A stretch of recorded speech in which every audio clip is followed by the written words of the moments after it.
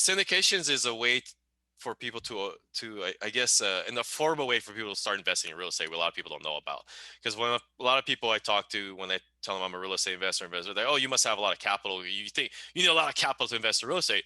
Mm-hmm. Well, yes, that's true. If you buy like a single family home, you got to come up with like 20% down, which Mm-hmm. is the Bay Area. 20% down is a lot for a single family home, right? It's like 200K, maybe something for a Yeah. million dollar home, right? But in syndication, the capital is a lot less that you need. The barrier to enter is a lot less because Mm-hmm. since you're investing as a group, you don't have to come up with all the capital on your own because a group of people are coming up with the capital to invest in this deal. So a lot of people, oh, I didn't know that, and they just weren't aware of the investment types of this type of investment in real estate.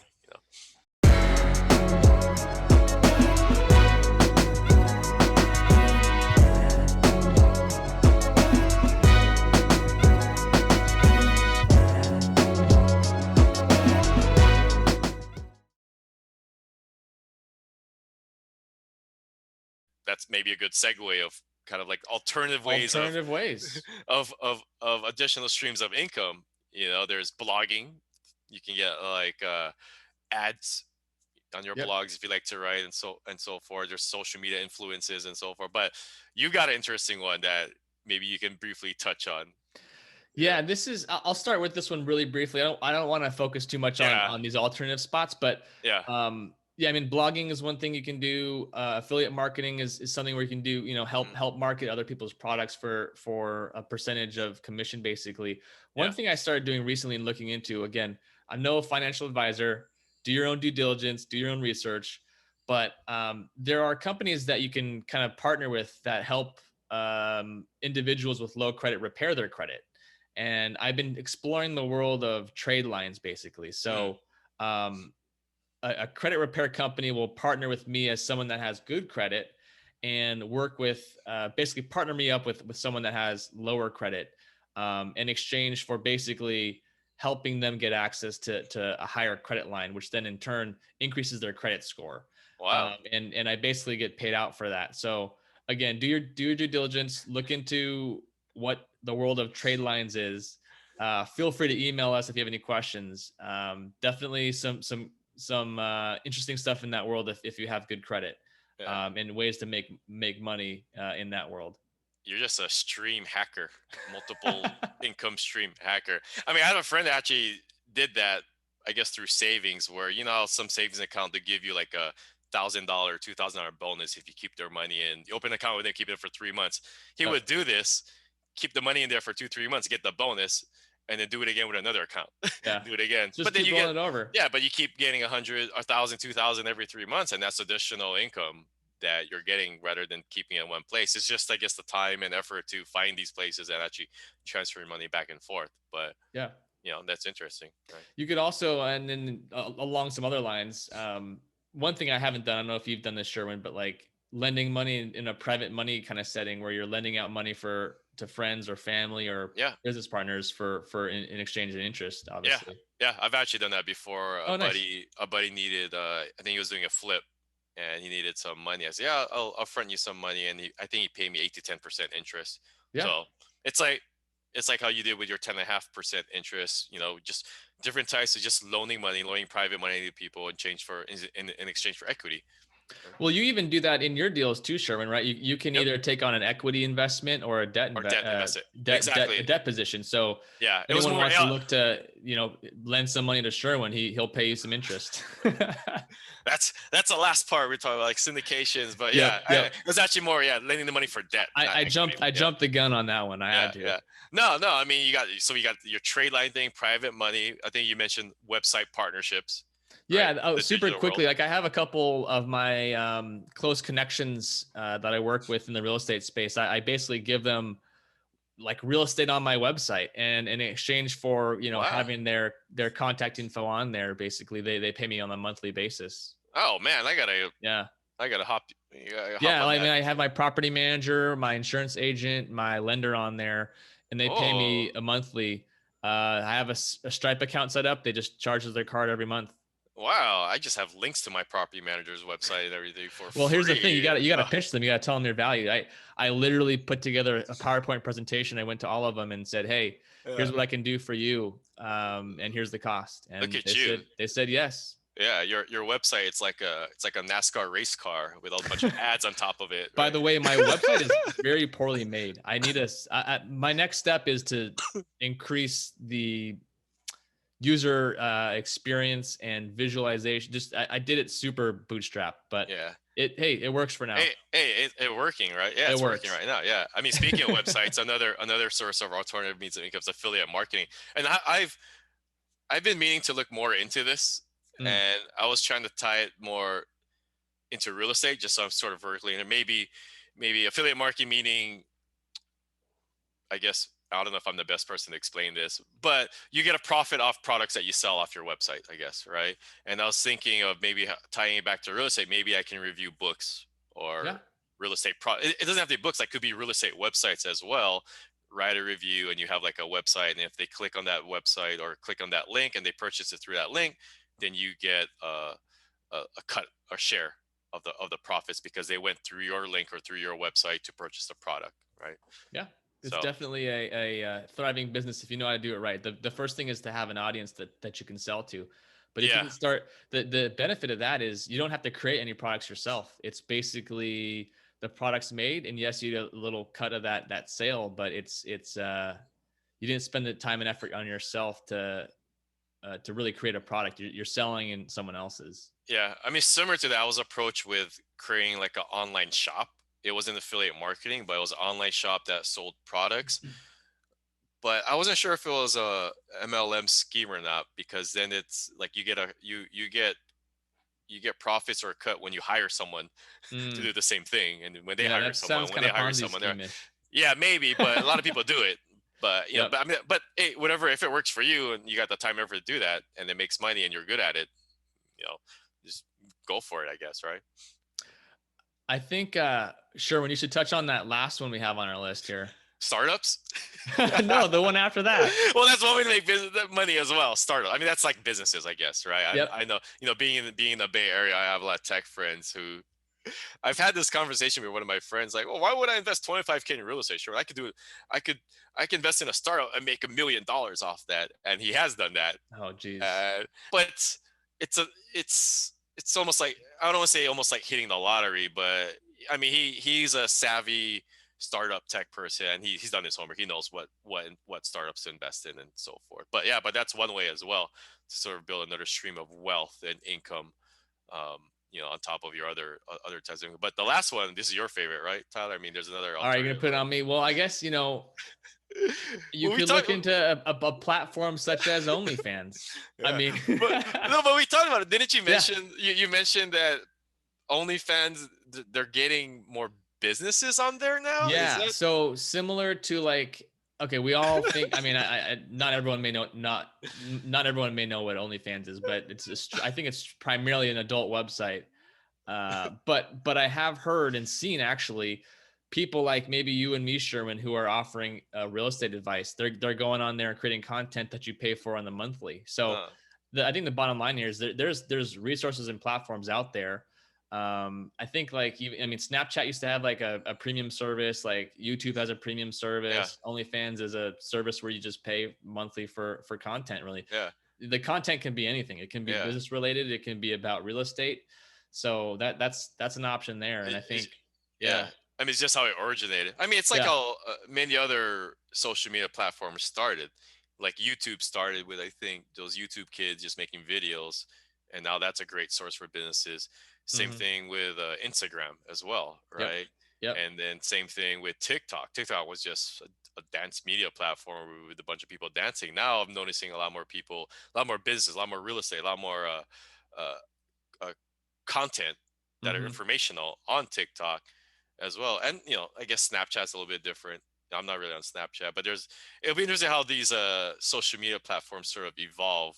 And Twitch is another. We talked about Twitch, where it was just mainly for gamers, and we talked about like, hey, maybe we should do a Twitch stream and a YouTube stream and so forth, because there's talk shows now on Twitch, hmm.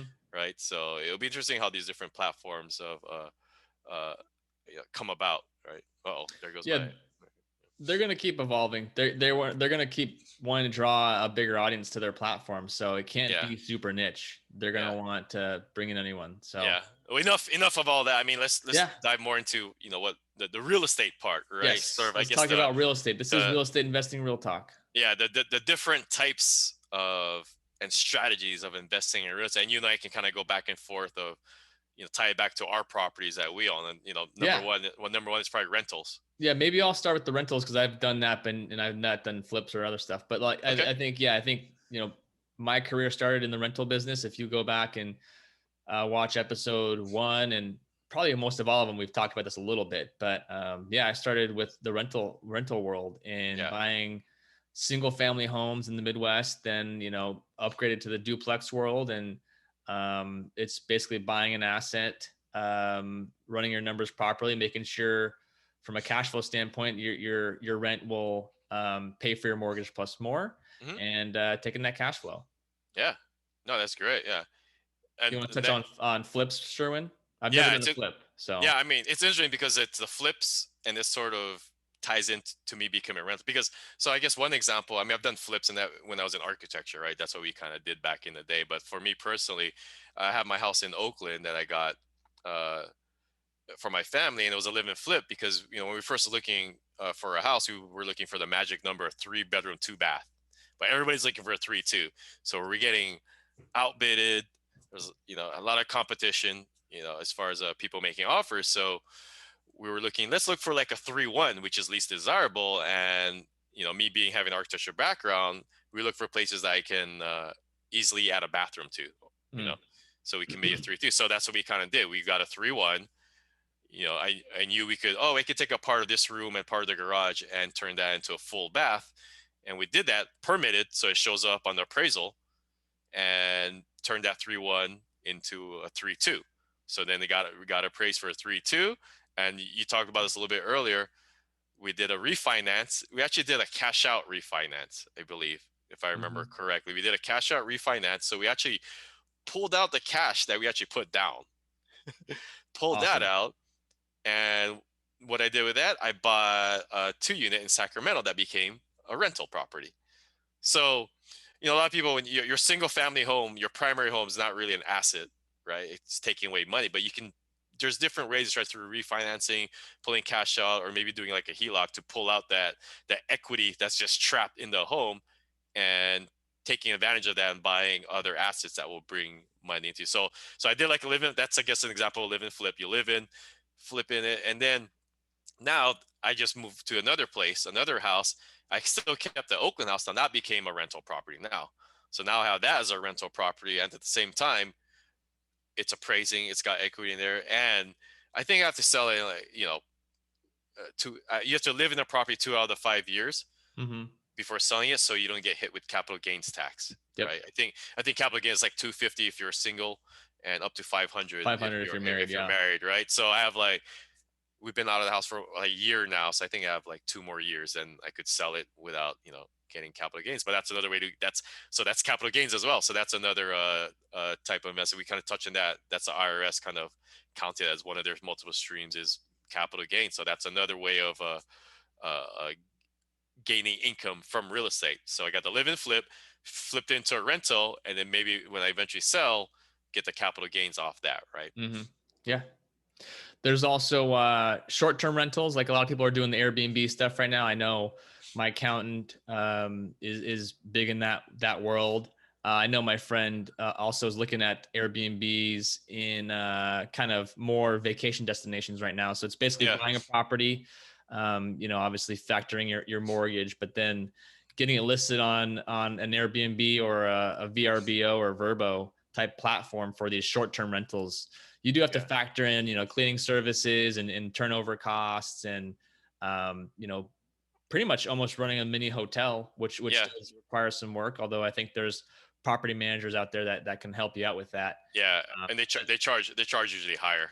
they charge higher. I do. Yeah. I feel like there's more money to be made there if you're in a good location, Hmm. but definitely also requires more work. So you got to kind of weigh the pros and cons of a long-term rental, which has a usually a 12-month lease, which is Hmm. pretty low maintenance versus higher maintenance but higher rewards Yeah. for short term. Yeah, I was actually looking at short-term rentals. My wife and I want to buy a property, and where I'm from in Hawaii, on Mm, Oahu, and we're just trying to justify the numbers because Hawaii is so hard to get cash flow. yeah, yeah, yeah, You have yeah. to either put a lot down, and it's like we can put that chunk of money down in one property, or use that and get a bunch of different properties or multiple units, one multifamily property somewhere else. So I mean, that's part of investing. You gotta weigh it out. But you brought up some good points. I mean, there's also like resort fees sometimes, and usually HOA fees and all that. They're usually a lot higher in like vacation rental home areas. Hmm. And there's also, especially in Hawaii, what I found out, there's a lot of Airbnb laws where a lot of places don't allow short-term rentals. I Yep. think Tahoe's doing some revisions to the law through that, but a lot of places now require maybe 30-day minimum Yeah. rental. Yeah. So Yeah. it's I've heard like, that too. you kind of weigh out your pros and cons. But I know a lot of friends that made this into a quite profitable business, before the pandemic, Airbnb arbitrage and so forth. But you know that but that's great. That's another stream that you can make, through rental, through real estate as well, right? Hmm. Another Yeah. way is wholesaling. I don't do wholesaling. I don't know if you have experience, Tyler, doing No wholesaling. experience on my front. Haven't tried that, but I think we both know a number of people that do that, which is basically reaching out to homeowners and trying to find these deals off market. It's a tough business because you're basically trying to find a property under market value, Mm, and so far under market value that you can flip it to an investor and still make some extra cash. So yeah. it's definitely seems like a grinded out type of business, but I think the benefit of wholesaling is there's a relatively low barrier to entry from a cost standpoint, where it just takes a lot of your time, phone calls, mailers, and marketing and connecting. Yeah, and you don't have to get I guess the dirty work of flipping the property or holding on to it, because you Yep. assign it to somebody else. You kind of just buy it wholesale, assign the contract to an investor, and get your profit or cut from there, right? And just rinse and repeat and do it over again, which is Just great. got to It's be a great really business good model. at finding those deals. Yeah, yeah, and there's a lot of creative people out there that you and I know that does that business. Yep. Probably the most popular is the Burr method, right? Was it? Yes, I Yeah, think that term was popularized by Bigger Pockets, yeah. but BRRRR. buy, buy, renovate, refinance, repeat. Is that correct? Rent? Is it rent? Oh yeah, buy, renovate, rent, refinance, repeat. Yeah, how many There we hours is go. that? Whatever that is. But yeah, I mean, we talked about that. I mean, I did that for my sort of like, I guess, my live and flip, right? I Yep. bought it, I renovated, I had that bathroom, I refinanced it, and instead of doing the last R, I kind of lived in it for a little bit, moved out, and then rented it, and then we're just sort of repeating into uh, different types of assets, whether it's single family, multifamily, or commercial multifamily, right? Yeah.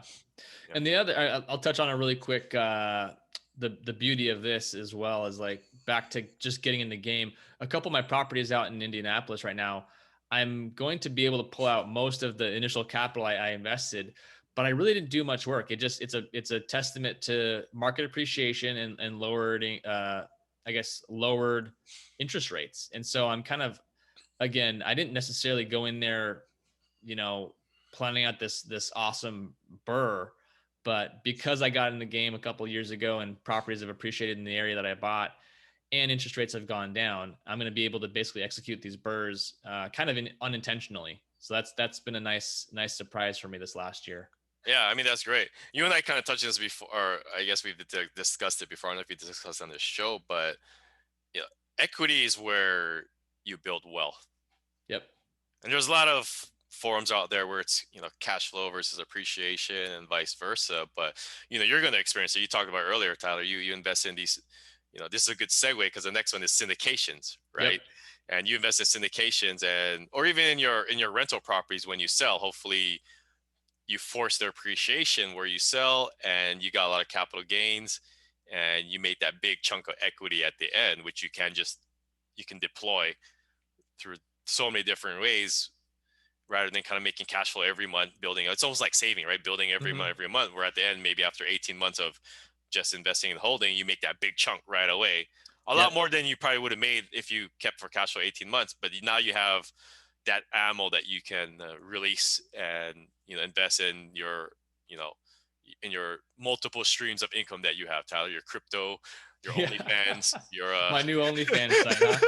yeah, yeah. But that's a good segue. Syndications, which is sort of what our main focus of this whole show is about. Or we're gonna talk about other types of real estate as well. But you and I, main focus, I guess, of building real estate wealth is through syndications, right? Yeah, I mean, I think back to what I mentioned earlier. Investing in a couple of these deals, even just passively with some extra capital in exchange for equity. Very passive approach on my end for a number of these deals, but and yes, they paid out dividends every quarter, and there were nothing life changing, but really, if you partner with the right people and you're in the right market and they run the right business plan and the market's doing well, you stand to really walk away with a nice chunk of cash at the end of the day. And Yeah, so, like you mentioned, man, like I'll be getting a check back at the end of the month. That's, I remember not making this amount annually from a W-2 job, and it's like it's really awesome to see the fruits of my labor kind of start to pay for themselves yeah, and really come to fruition. So, yeah, yeah. Because sometimes from the equity gain, instead of replacing kind of your monthly paycheck, you replace your salary. oh yeah, And I keep telling people that I'm like, think big. I mean, you might have to wait a little bit, be patient, but yeah. invest for the long term. Someone said that, right? Someone popular said that. We're just Right? unfortunately, a Warren lot of Buffett. us are just very impatient and we want results right away. And it's Yeah, funny when I talk to people about syndications too, they're like, "Oh, yeah, I gotta. This is a three yeah, to 5 year business plan," yeah, yeah. and they're like, Well, "I want my well, money well, tomorrow, man. Like, what's up with this yeah. 3 to 5 year thing?" So, Well, quickly, what's a syndication for people who don't know? I know we're gonna dive. That's sort of like a segue into the next chapter of our show is to dive into syndication. But what is a syndication for those people yeah, who the may way not I would familiar with it? define it, and again, we're gonna kind of this will be the main topic on our next, we'll call it chapter of episodes, but Yeah, it's pooling investors' money together and working together to acquire a larger asset that you may not correct. have been able to afford yourself, as an Yeah, example. So, yeah, an example would be buying a 12 unit in San Jose yeah. Hmm. for, we'll call it $3 million, as an Wow, example. that's a lot of that. And That's pretty specific there. Sherwin doesn't have a 1.5 million of cash in his pocket right now, I don't think. No, So not in my pocket right now. it's I've gonna got require I've got lint in my pocket. it's going to require bringing in other investors, Yeah, at certain capital rates and exchanging, taking their capital for equity in the deal. And yeah, it's a way to come together as a partnership and bring each other's strengths, money, experience, management, to really get a bigger deal done. So yeah, that's the way I yeah, define it. yeah. I know we'll dive more into it, but yeah, it's almost like a fancy. It's a group investment, right? Yes, there you go. And You're a lot more simple in your explanation. There you yeah, go. no, you explained it very well. And I mean, I didn't know about syndication until maybe a few years ago, right? And it's about partnering up with people, and a lot of people. Why would I partner up with people? Because it requires a lot of trust, a lot of due diligence and so forth. But we'll dive more into that. But one of the benefits, and just for me to briefly chat, is it's syndications is a way for people to I guess an affordable way for people to start investing in real estate, what a lot of people don't know about. Because when a lot of people I talk to, when I tell them I'm a real estate investor, they're like, oh, you must have a lot of capital. You think you need a lot of capital to invest in real estate. Hmm. Well, yes, that's true. If you buy like a single family home, you got to come up with like 20% down, which is Hmm. the Bay Area. 20% down is a lot for a single family home, right? It's like 200K maybe something for a Yeah. million dollar home, right?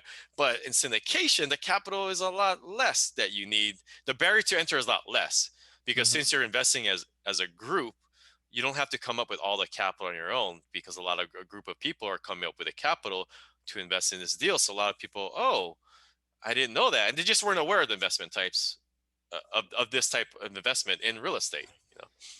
Yeah, I only got familiar with it really back in 2018, so not too long ago. I didn't even know this was an option. I think I mentioned this before, but my whole plan initially was to just keep buying on my own and owning all Yeah, equity. But yeah, there's a true power to partnering up, man. yeah. No, this is great. No, I think we kind of hit some key points of made some pretty cool suggestions of building additional streams. Like I know we're biased. Our main focus is real estate. you It'll know, always be real estate.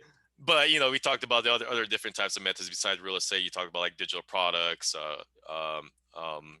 um, Stocks, crypto, stocks, crypto. Yeah. partnerships, Sorry, I was affiliate blanking. marketing. I was blanking because I'm the guy who only does real estate. So I'm like, come on, Tyler, come on, Tyler. I You're mean, that, the right? point really is, again, many millionaires have multiple sources of income. Yeah, If you are watching this and you want to be a millionaire and have a wealthy life, keep building more income streams. yeah, and I think yeah, that's the main takeaway of this episode is don't rely on one source of income, right? And maybe turn your passion or hobby into something as an asset, right? I know a Mm-hmm. lot of people who like they love crafts. They open up an Etsy, so they start off on Etsy. Maybe you like going to garage sales. I learned this from Gary Vee. Garage sales, they collect baseball cards or sports cards. They flip that. I know people like go. You know, I've seen videos where people go to like Marshalls or Ross and they do products. They find products there. They relist it. I think there's a fancy term about it, and maybe you guys know. Comment below It's if you know what called that term means. what, product flipping, maybe? Yeah, I don't. Yeah, you can flip furniture if you like to flip furniture. Just, I guess, find something that you love and maybe turn that passion into an asset that that way it doesn't seem like you're working, Yeah, right? I think what is confusion. definitely. So find something that you love so that it doesn't seem that like every day it doesn't seem that you're working. Something like that. I just butchered that whole quote right there. Right? Well, Sherman, I think it's time we start wrapping it up. I know Yes. there's one last segment that we promised our viewers that we would touch on. Yeah. And there are essentially three primary ways that self-made millionaires became rich. You Yes. want to touch on those? Yeah, let me pull up the article. So I guess the author here did a study of 200 self-made millionaires, and these are the three primary ways of how they got rich. And this is probably like the three types of people, I guess. Hmm. And what he found that there are three types of self-made millionaires. There's savers, there's executives, and there's entrepreneurs. And what do you think out of those three? Which one do you think is the hardest way to build wealth? Which type? The hardest way to build wealth out of those three, Yeah. I'm gonna go with saver. Oh, good pick, but wrong answer. Oh, okay. Well, the hardest way to build wealth is through entrepreneurship, and I can dive a little Okay, bit deep actually, into this good. article. Well, okay, I can see that. Oh, Okay, no, no, actually, that you're right. You're probably no, right yeah, no. I because guess you may have interpreted my question as like, what's the longest way to build wealth? I Maybe think that's you how could say. I interpreted it. But Yeah, but yeah, I see why entrepreneurship is number yeah. one now because like Well, it's just hard to build a business in general, and most yeah. people fail. So Yeah, well, they say so. So for savers, just a quick touch on these type of people. They accumulate their wealth by living below their means, saving their money, and investing their money prudently. I think there's a fire people, the financial independent, retire early. retire early. Yeah, sorry, thanks. That kind of fall in this category, and there's nothing wrong with this. This is probably the most typical way, right? And typically, these people in this group, they're employed most of their lives, they make a moderate wage or and have a lower moderate standard of living, and you know, self-made millionaires in the savers category were among the least wealthy in this study with an Hmm. average net worth of 3.4 million, right? But it's a risk adverse way to building wealth, right? Yep. Safest path for wealth accumulation. And but it required the most discipline and attention to detail, and you have to live below your means, to invest, right? And the second group, the executives, this is another way of building, being a self-made millionaire, is this large group of people who work in publicly held corporations or companies, and they built their wealth through hard work, smart office politics, which is kind of funny. They put a smart office politics, but constant self-improvement, relationship building skills, and it rolls up the corporate ladder, right? They basically made themselves unfireable because of their special talents and skills. Hmm. And people in this group, they receive a higher normal compensation, which included bonuses and stock compensation, right? So and it took this group 25 years to accumulate their wealth. That's what according to a study. And going back to savers, I think it took this group 32 years Mm. to gain their wealth. So, if you interpret the question, oh, what's the hardest? Savers is 32 years. The executives is average about 25 years to accumulate their wealth. And the last one, which is the hardest one, which is what I'm trying to do, is the entrepreneurs, right? So And this group is people who started their own businesses, right? But by Yep. far, this group accumulated the most wealth, averaging 7.4 million over an average of 12 years. Wow. So Over 12 years? 7.4 over That's 12 years. quick too. That's what the study says. Yeah, yeah, yeah. But there's a little caveat, right? Like the not everyone is successful in becoming an entrepreneur, opening up Yes. their business. It's the highest risk and the hardest path towards building wealth, because the fact they had a stat here, about 34% of self-made millionaire entrepreneurs in this study failed at least once in business, Mhm. which took a toll on their family's life. And that's what you got. I mean, that's part of entrepreneurship. Yep. Jump when you can afford to drown, right? And the upfront investment, time and money, was significant because you're working a lot harder. Maybe you're spending more time. But for me, entrepreneurship allows me to work around my family time. And I actually, for me running my own business, not having to do a job, I have spent a lot more time with my family. I've noticed that, and maybe because of the pandemic as well. But you know, people who are entrepreneurs, these there's a lot of setbacks in the beginning. You got to be prepared to fail. You got to be prepared to pivot, and how you come back from that failure is what counts, right? You know, Mhm. and it could be draining. You could lose confidence because businesses fail, you know, all All all the the time. time. Yeah, all the time. But I think what is it? There's a Kiyosaki quote like, "Winners are not afraid of losing, but losers are. Failure is part of the success of, or failure is part of the process of success. People who avoid failure also avoid success. You look at the top entrepreneurs out there; they failed many, many, many times throughout Mhm. their journey, right? So so just to recap, kind of like the there's no easy path to accumulate wealth and becoming a self-made millionaire. Saving is your best way to kind of not best way, is a way, least stressful way, least risky way to accumulate wealth, right? Most Climbing the conservative, corporate, yeah. yeah, climbing the corporate ladder requires more unique skill sets and more than a little bit of luck to kind of build your wealth that way, because you got to have a specific skill set to make you unfireable in that job. And being an entrepreneur is And uh, yeah, the hardest way to accumulate wealth. There's a lot of ups and downs, but if you're successful, there's more ups than downs it's down the rewarding. road, later down. Yeah. Yeah, so those are three ways. That's no, that's really Which interesting. I didn't know about those three classifications until you brought that up. So Yeah, it'll be definitely interesting to think through those three routes yeah, or individuals. yeah, it'd Yeah. be interesting for our viewers or people listening to this, kind of comment below which category do you fall. Yeah. and Where are and you right now and where do you yeah, want to be? yeah, exactly, where you are right now. Where do Yeah. you want to be? Are you the saver? Are you the executive, or the entrepreneur? Yeah. And what are you now, and what do you strive to be? You could be a saver and strive to be a saver. Yeah. Nothing wrong with that, right? It just takes a little bit longer to accumulate wealth, according to this study, right? So that's interesting, right? Savers, 32 years. Executives, what they say, 25 years. And entrepreneurs average of 12 years. 12. But It's 12 years or you fail. 12